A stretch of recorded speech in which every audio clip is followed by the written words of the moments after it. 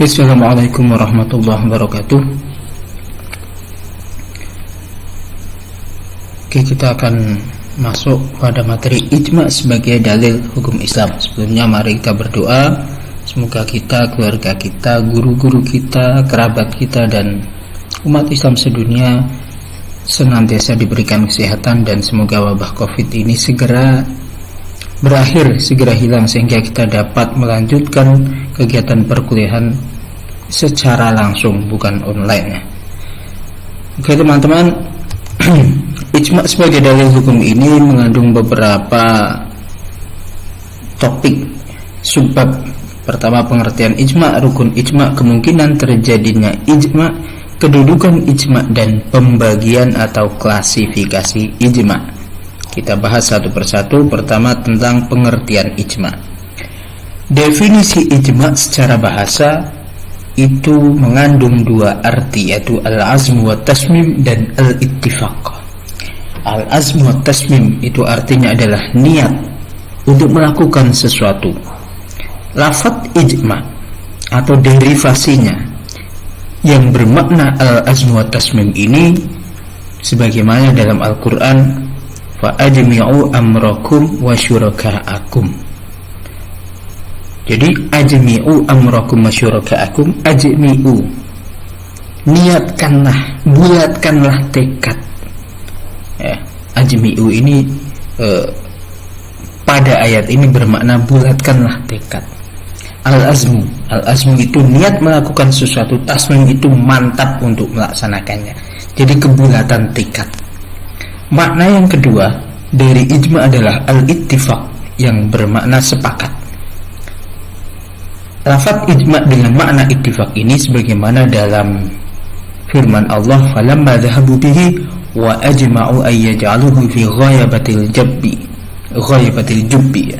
Ini surat Yusuf ya. Falamma dhahabu bihi, maka ketika mereka saudara-saudaranya Yusuf sudah membawa Yusuf, wa ajma'u, dan mereka sepakat ayyaj'alu fi ghaibatil jubbi, untuk memasukkan Yusuf ke sumur, ghaibatil jub, ke kegelapan sumur. Pada lafaz al-ittifaq ini, pada lafaz ajma'u ayyaj'aluhu ini, lafaz ijma atau ajma'u bermakna ittifaq atau sepakat. Nah, ijma dalam usul fikih sebagaimana yang sedang kita kaji ini secara makna lebih dekat dengan al-ittifaq ya. Karena literalnya sepakat. Ijma itu artinya sederhananya kesepakatan ulama ya. Nah, kemudian makna ijma, definisi ijma secara istilah dalam istilah usul fikih, wa ittifaqu jami'il mujtahidin minal muslimin fi asrin minal usur ba'da wafatir Rasul sallallahu alaihi wasallam. Ijma adalah kesepakatan atau konsensus semua mujtahid pada suatu masa yang terjadi sesudah wafatnya Rasulullah sallallahu alaihi wasallam. Kalau ada kesepakatan yang terjadi pada masa Rasulullah, tidak bisa disebut ijma ya. Sepakat dalam hal apa? Sepakat terhadap ketentuan hukum tentang suatu masalah atau kasus tertentu yang berkaitan dengan hukum syarak tentu saja ya. Nah, dari definisi tersebut maka kemudian dapat kita pahami bahwa ijma itu mempunyai 5 indikator. Pertama, ada ittifaq, ada kesepakatan, ada jami'ul mujtahidin, seluruh mujtahid. Kemudian ada asrin ba'da wafatir Rasul, pada suatu masa sesudah wafatnya Rasulullah, dan ada hukmin syar'iyyin. Penjabaran dari 5 indikator ini akan kita lihat pada slide selanjutnya. Rukun ijma. Pertama, ayyujada fi asrin wuqu'ul hadithah adadun bidal mujtahidin. Ayyujada fi asri wuqu'il hadithah adadun bidal mujtahidin. Adanya sejumlah mujtahid pada masa ketika munculnya masalah atau kasus itu. Kalau di suatu masa hanya ada 1 atau 2 mujtahid atau 3 mujtahid yang dapat dihitung dengan jari, memutuskan satu keputusan hukum syara tentang suatu kasus, maka tidak bisa disebut ijma, karena ijma itu harus tawatur, harus mutawatir. Jadi ada kasus, tapi di masa itu hanya ada satu mujtahid yang mengeluarkan fatwa atau hasil ijtihad tentang kasus tersebut, maka fatwanya tidak bisa disebut ijma. Meskipun demikian, kita sebagai umat muslim wajib untuk mengikutinya, karena itu satu-satunya pendapat. Kemudian yang kedua, ayat tafiqu 'ala al-hukm syar'i fi waqi'ah jami'ul mujtahidin fi waqti wuqu'iha. Semua mujtahid tersebut bersepakat atas ketentuan hukum suatu masalah atau kasus pada masa kemunculannya. Jadi semua mujtahid sepakat atas suatu hukum. Tidak boleh muncul pendapat lain atas hukum tersebut. Kalau muncul pendapat lain dari mujtahid tertentu, maka tidak bisa disebut ijma. Ya. Kemudian jika seluruh mujtahid mereka sepakat tentang adanya dua pendapat tentang suatu kasus, maka ini namanya ijma' dhimni. Konsekuensinya tidak boleh ada pendapat yang bertentangan dengan dua hukum atau dua pendapat tersebut. Kalau ada satu pendapat saja, yaitu namanya ijma gitu saja. Tapi kalau ada dua pendapat dan diakui oleh seluruh mujtahid, mereka para mujtahid berpandangan bahwa ini hukumnya bisa A, bisa B, maka itu menjadi ijma' dhimni. Tidak boleh ada yang berpendapat yang bertentangan dengan dua ketentuan tersebut, dengan dua pendapat tersebut. Contohnya nanti akan kita lihat di slide akhir ya. Rukun yang ketiga, ayyakuna ittifaquhum bi ibda'i kulli wahidin minhum ra'yahu sharihan fil waqi'ah. Kesepakatan para mujtahid tersebut terwujud melalui penyampaian pendapat secara tegas oleh masing-masing. Jadi si A sepakat hukumnya haram, si B sepakat haram, si C sampai seluruh mujtahid menyatakan bahwa mereka sepakat bahwa kasus tertentu haram atau halal atau apa, maka itu menjadi ijma. Atau mayoritas mereka mengatakan haram, kemudian sisanya diam dan menyepakati, maka ini namanya ijma' sukuti. Ijma' sukuti nanti akan kita lihat ya di slide akhir ya. Jadi ijma' sukuti itu ijma' di mana sebagian mujtahid mengeluarkan pendapat, atau mayoritas mujtahid, maksudnya mayoritas mujtahid mengeluarkan suatu pendapat, sementara mujtahid lain tidak bersuara tetapi menyepakatinya, diam saja tidak menentang, maka itu menjadi ijma' sukuti. Syarat keempat atau rukun keempat, ayatahaqqaqal ittifaq min jami'il mujtahidin ala hukmi. Terwujudnya kesepakatan dari semua mujtahid atas ketentuan hukum itu. Kemudian mengenai kemungkinan terjadinya ijma'. Mungkinkah ijma' itu terjadi? Ini ulama berbeda pendapat. Ada yang berpandangan tidak mungkin. Bagaimana kita bisa mengetahui bahwa seluruh mujtahid di seluruh dunia sepakat atas suatu hal? Apakah dengan ditanya satu persatu, survei atau apa? Apalagi dulu belum ada teknologi.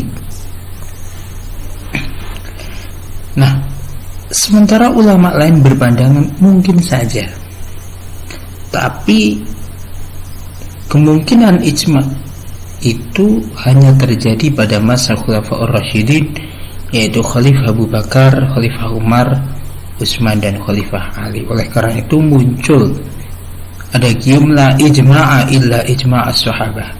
Tidak ada ijma' kecuali ijma'nya sahabat. Jadi tidak mungkin selain sahabat. Sebab kalau zaman sahabat umat muslim atau mujtahid masih sedikit.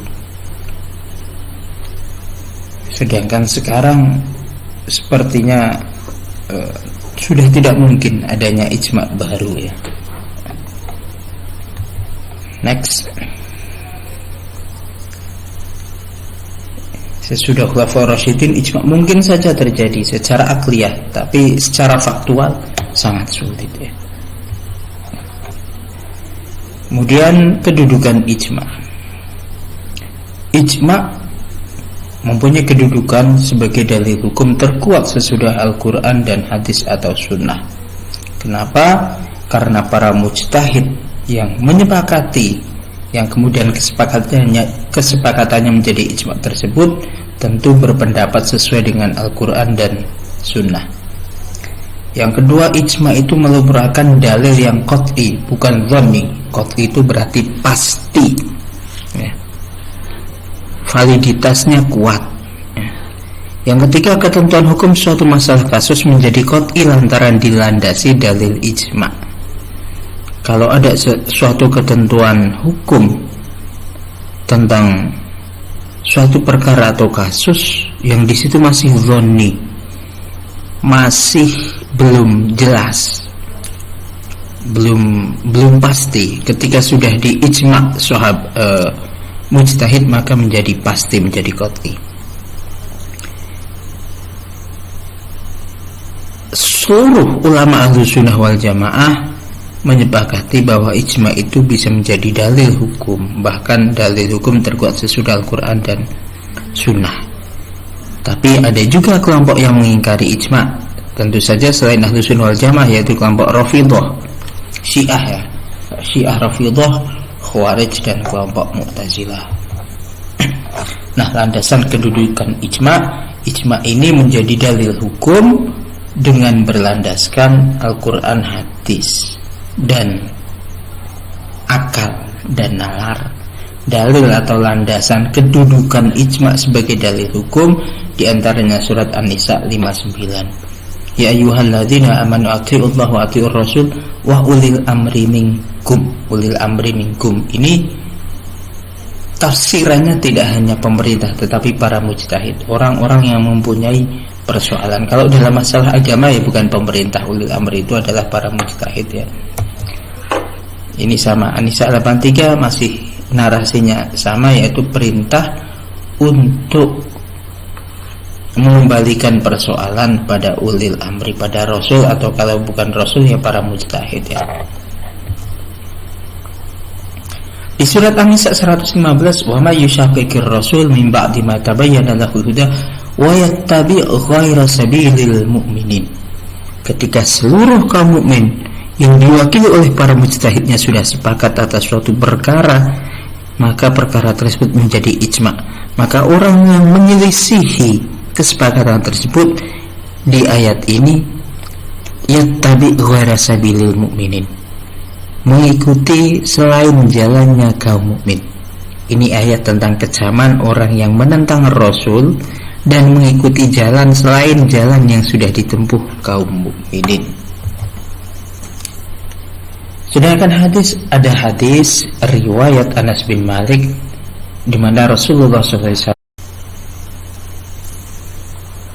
selain Shorih dan Sukuti, ada jenis ijma lain yang diperselisihkan kehujahannya oleh para ulama. Yang pertama, ijma penduduk Madinah atau ijma'u ahli Madinah, atau nama lainnya amalu ahli Madinah. Ini merupakan dalil yang dipakai dalam kalangan mazhab Malikiyah, tetapi mayoritas ulama selain Malikiyah yaitu Hanafiyah, Syafi'iyah, Hanabilah tidak mengakuinya sebagai dalil atau hujjah. Yang kedua adalah ijma mayoritas mujtahid. Menurut jumhur ulama, mayoritas ijma atau kesepakatan mayoritas mujtahid itu tidak bisa menjadi hujjah. Tapi sekelompok ulama lain, ulama yang juga besar ya, ulama besar, berpandangan kalau mayoritas mujtahid tidak harus 100% berpandangan dalam suatu masalah, maka itu bisa menjadi hujjah. Tidak mungkin mayoritas mujtahid salah semua. Yang paling memungkin itu mungkin 70% benar, 30% salah.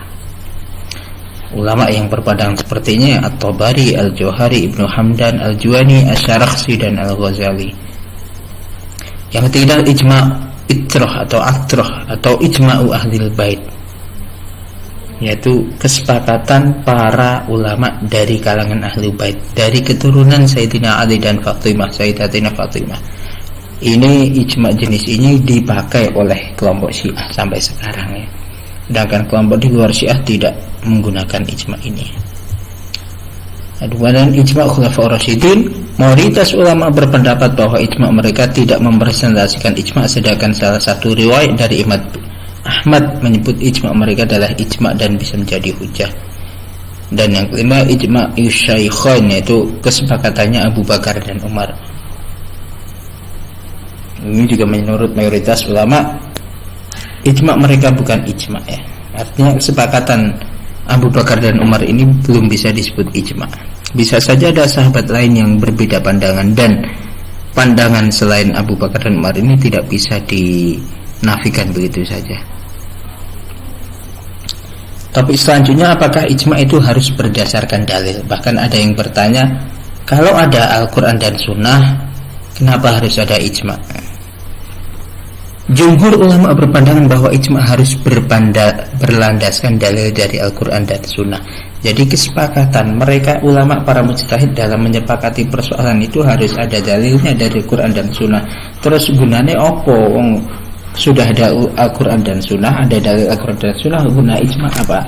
Maka dalam kondisi seperti itu, fungsi ijma menjadikan penunjukan dalil menjadi qat'i, tidak boleh ada penafsiran lain.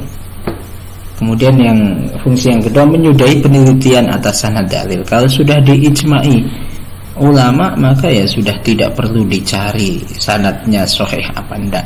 Hadis misalnya, ada hadis yang tentang suatu persoalan ya, hadis itu sahih apa enggak kalau mayoritas ulama atau ulama sudah sepakat seluruh mujtahid menggunakan hadis itu, ya sudah, berarti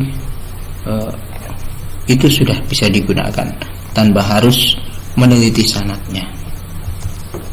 Nah, terakhir ini contoh-contoh kasus ijma. Babi itu najis dan haram hukumnya karena dikiaskan dengan anjing. Dalam Al-Quran, dalam hadis itu yang najis itu anjing, tapi babi dikiaskan dengan anjing. Ulama ijma sepakat bahwa babi itu najis mughaladzah dan haram hukumnya sama seperti anjing. Darah itu najis dan haram hukumnya. Bangkai itu najis dan haram hukumnya. Niat itu merupakan rukun sholat. Hadisnya kan innamal a'malu binniyat. Ini hadis umum, tapi ulama sepakat, mujtahid sepanjang zaman sepakat bahwa dalam sholat niat itu menjadi rukun. Harta peninggalan itu objek zakat. Nisab itu syarat wajib zakat. Niat itu rukun puasa Ramadan, dan wukuf di Arafah itu rukun haji. Ini contoh-contoh kasus-kasus yang dalilnya adalah dalil ijma. Ada dalil lain, babi itu najis, itu dalilnya qiyas, tetapi sudah disepakati ulama, maka berarti dalilnya ada dua, qiyas dan ijma. Dalil kan tidak harus satu, bisa saja dua, tiga, dan seterusnya. Ada kasus yang dalilnya Al-Quran tok, Al-Quran hadis ijma, Al-Quran hadis ijma, dan qiyas. Sedangkan dalil atau landasan kedudukan ijma dalam hadis, diantaranya hadis yang diriwayatkan Anas bin Malik, di mana Rasulullah SAW bersabda, inna ummati la tajtami'u ala dhalalah. Sesungguhnya umatku tidak mungkin berkumpul atas suatu kesesatan. Tidak mungkin umatku yang banyak itu sepakat atau berkumpul dalam satu kesesatan. Fa idza ra'aitum ikhtilafan fa'alakum bisawadil a'zam. Ketika kalian melihat perbedaan atau perselisihan pendapat, maka ikutilah pendapat yang mayoritas. Ini jaminan dari Rasulullah bahwa pendapat mayoritas umat Islam itu, pandangan atau aliran yang diikuti oleh mayoritas umat Islam itu terjamin. Tidak mungkin mayoritas umat Islam atau keseluruhannya sesat semua, tidak mungkin. Ini jaminan dari Rasulullah SAW. Ini hadis yang secara makna serupa, tetapi redaksinya saja yang membedakannya. Lan tajtami'u ummati 'ala dhalal. Kemudian hadis di bawahnya, ma ra'ahul muslimuna hasanan fa huwa 'indallahi hasan. Hadis riwayat Ahmad ini, ma ra'ahul muslimun hasanan, apa-apa yang dinilai oleh kaum muslim sebagai kebaikan, yang dilihat oleh kaum muslimin sebagai kebaikan, maka sesungguhnya di mata Allah juga baik. Tidak mungkin seluruh kaum muslimin salah semua, ya, tidak mungkin, ya. Nah, next ini sekarang tentang pembagian ijma. Ijma dari sisi penyampaian pendapat dari para mujtahid dibedakan menjadi dua, yaitu ijma sharih dan ijma sukuti.